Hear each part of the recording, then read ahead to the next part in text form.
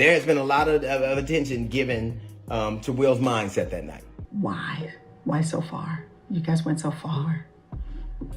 I lost so much. The night that there's a lot of attention given to what it must have driven him to this. Will Smith's legacy from the Fresh Prince of Bel-Air might not be as picture perfect as everyone believed. According to D.L. Hughley, behind all that laughter, charm, and success, there was something darker brewing on that set, something that's been kept under wraps for decades. D.L. Hughley just dropped a shocking claim, saying Will Smith emotionally and professionally controlled his co-stars during the making of Fresh Prince, not with fists, but with ego, manipulation, and power. And if what D.L.'s saying is real, then Hollywood's golden boy might not have been shining so bright after all. Didn't pay the IRS. In my mind, I mean, I wasn't like trying to avoid paying taxes. I was just like, oh, damn, they need their money.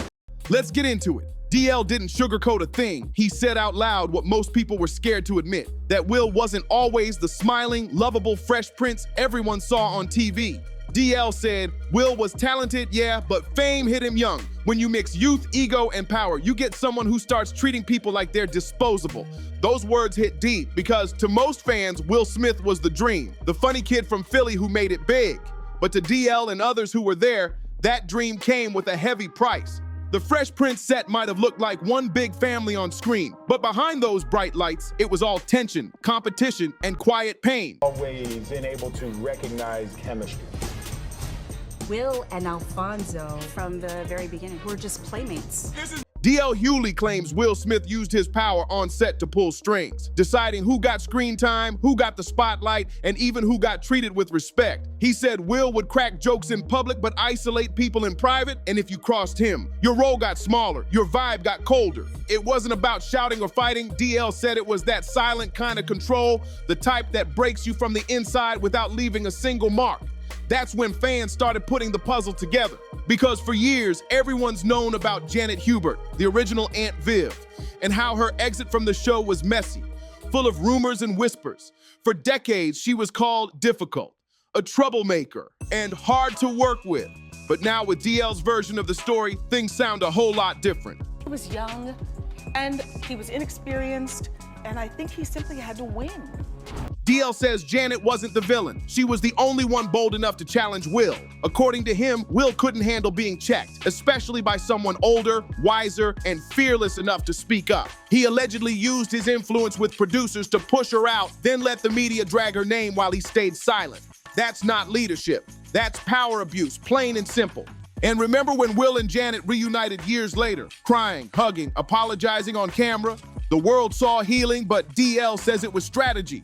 He claims that reunion wasn't for closure, it was for image. Will wasn't trying to make peace for Janet's sake. He was trying to repair his own. And when you think about the timing coming after the Oscar slap and his reputation crash, it all starts to make perfect sense. DL basically said Will's been rewriting his own story for years, turning every apology into a publicity move. But that's not even the wildest part.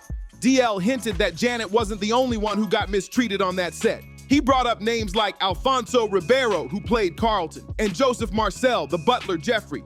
According to DL, Will had favorites. If you laughed at his jokes, hyped him up, and made him feel like the star, you were good.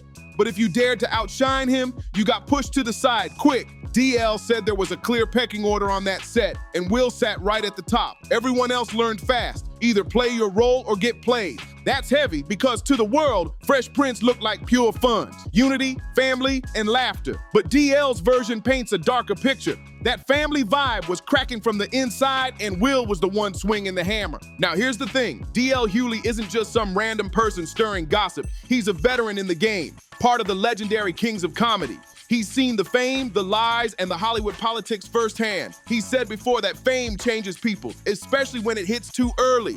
DL claimed Will Smith was already a superstar before he even grew into a man. And that's dangerous, because when the world treats you like a god at 21, you start believing you can do no wrong. And that's exactly where the real trouble begins. Ego mixed with innocence. That's how DL described it. He said Will never truly learned humility. He learned how to charm, how to perform, but not how to feel real empathy. And when you look closer, that pattern shows up over and over again. Remember the 2022 Oscars, the slap heard around the world. DL said that moment wasn't about Chris Rock or even Jada. It was about control. He claimed Will can't stand being laughed at, and that slap was years of bottled up ego finally bursting on live TV. So when DL talks about Will's behavior back on the Fresh Prince set, it connects perfectly with how he acts today. Image obsessed, controlling, and unpredictable. DL said, "The same dude who slapped Chris Rock is the same dude who blackballed Janet Hubert. Nothing's changed, only the stage got bigger. Fans didn't want to believe it because, come on, it's Will Smith. He's Men in Black. He's Bad Boys. He's The Pursuit of Happiness. He's been everyone's favorite for decades." But DL's words hit deep, and suddenly people started rewatching things differently. Those funny jokes that now sound mean. Those interviews that once seemed light but now feel tense. Those smiles that looked forced. It all started adding up. Even Karen Parsons, who played Hillary Banks, hinted in an old interview that the set wasn't always the happy family fans imagined. She said it was fun, yeah, but sometimes the energy was tight. People were sensitive. There was a lot of ego floating around that set. Joseph Marcel, the actor who played Jeffrey, once said Will had a strong personality and not everyone could handle his energy. Even Alfonso Ribeiro, our favorite Carlton, admitted the cast wasn't as close as fans thought. He said, "We worked well, but outside the set, everyone had their own thing." When you stack all those comments together, it paints a clear picture, one that lines up perfectly with what DL's been saying. According to him, Will ran that show like a king, and everyone else just followed the crown. DL didn't stop there either. He said Will's charm was his mask. He learned how to manipulate people through kindness. DL claimed Will was never outright cruel. He was calculated. He'd smile to your face while cutting you out behind the scenes, and that's what made it so dangerous. You never saw it coming. DL said that's exactly why nobody spoke up back then. Because seriously, who's gonna go against the Fresh Prince? Who's gonna accuse America's golden boy of being toxic? Nobody. Because back then, standing up to Will meant risking your whole career. You'd be the one blackballed, not him. Now sure, some people say DL's just bitter or jealous, but he's already shut that talk down. He said, "I don't hate Will. I just don't respect how he treats people. There's a difference." Then he dropped the line that had everyone talking. You can be talented and still be toxic. If you abuse your team to build your empire, it might stand tall, but it's built on broken backs. That quote blew up online because it hit way deeper than just Hollywood.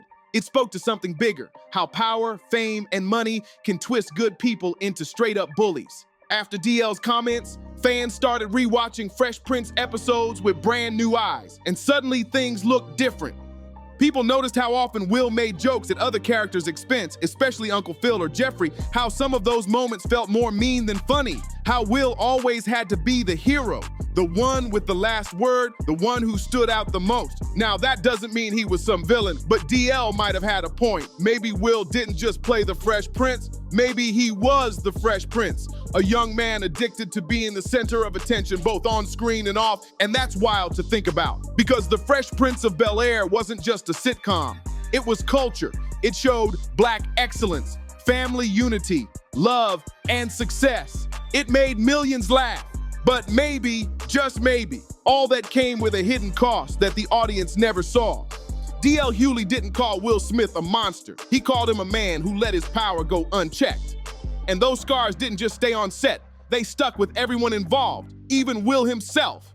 When the 2020 reunion aired, fans thought all was forgiven. Janet Hubert cried, Will cried, they hugged. It looked like peace, but DL said that wasn't closure. It was control disguised as healing. Will didn't just make amends, he managed the narrative. He made sure that reunion happened on his term, his platform, his words, his camera. And the more you think about it, the more it clicks.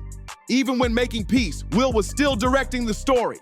So what's the real takeaway here? DL Hughley's not out here trying to destroy Will Smith. He's reminding people that Hollywood heroes aren't always heroes in real life. He said, everybody loves Will cause he smiles. But a smile don't mean you kind. Sometimes that smile is just a mask. And that's the uncomfortable truth most people don't want to face. Because deep down, we all want our idols to stay perfect. We don't want to believe that the same person who made us laugh could have made others cry. But that's the cost of fame. Perfection is just a pretty lie. After DL's comments, the internet split in two. Some fans went off calling him a liar, saying he's clout chasing. Others thanked him for finally saying what needed to be said. And behind the scenes, a few Hollywood insiders quietly agreed. He's saying DL's telling the truth, people just don't want to hear it. And what about Will? Silence. No interviews, no statements, just that same polished smile plastered all over social media. But now that smile's starting to look less like joy and more like armor. In the end, D.L. Hughley's words hit hard because they cut deeper than gossip. They force us to face the truth about power, how success can blind us, how charm can cover pain, and how even the brightest stars can still cast the darkest shadows. Maybe DL's right. Maybe the real Fresh Prince story isn't about the jokes, the charm, or those iconic dance moves. Maybe it's about what happens when a young man gets the whole world handed to him before he's ready to handle it. And now, decades later, the truth's starting to slip through the cracks. One shocking revelation at a time. So what do you think? Did D.L. Hughley just drop the truth about Will Smith's hidden behavior, or is this just another Hollywood exaggeration, another story made of whispers and old wounds? Now, either way, one thing's for sure. The more you look behind the laughter, the less funny it gets. This is Buzzed In, where we shine light on what the headlines try to hide. Hit that like button, subscribe, and stay locked in, because in Hollywood, secrets can't stay buried forever. The truth always finds a way out.